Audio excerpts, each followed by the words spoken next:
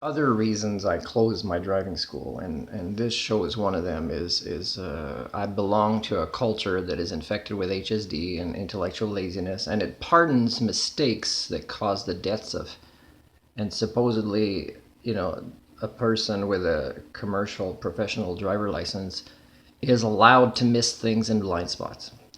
Now, I'm driving a motorhome with a lot of blind spots, and there are observation techniques I use to not be, let's say I cross an intersection. Not so easy without somebody spotting me if I back up, so I'd have to sometimes get out for that.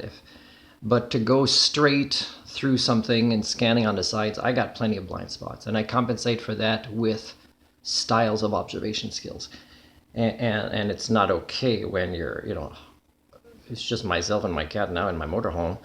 It's not okay to actually hit anybody, right? Or to lose my motorhome. I have a super heavy, big vehicle that could change the lives of hundreds of people forever. And I'm not just talking about hundreds that are in another vehicle, but their families that are impacted forever.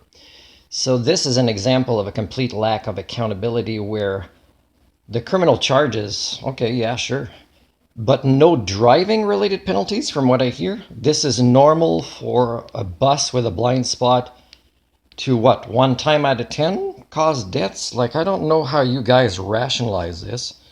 And again, I have to blame companies like Diversified and just politicians or other people that make decisions to give driving related contracts to people that aren't evaluated by a professional with a very strict defensive driving evaluation form. I once offered my own topics to explain them that relate to defensive driving to a driver examiner of ICBC, and they weren't interested in referring that back to ICBC to include it more in the way they were testing people, which of course includes observations. So now this precedence is, at least in Manitoba, is there would have to be that on driving test when there's a collision and the blind spot accounts for it, that person should totally pass their professional driving license.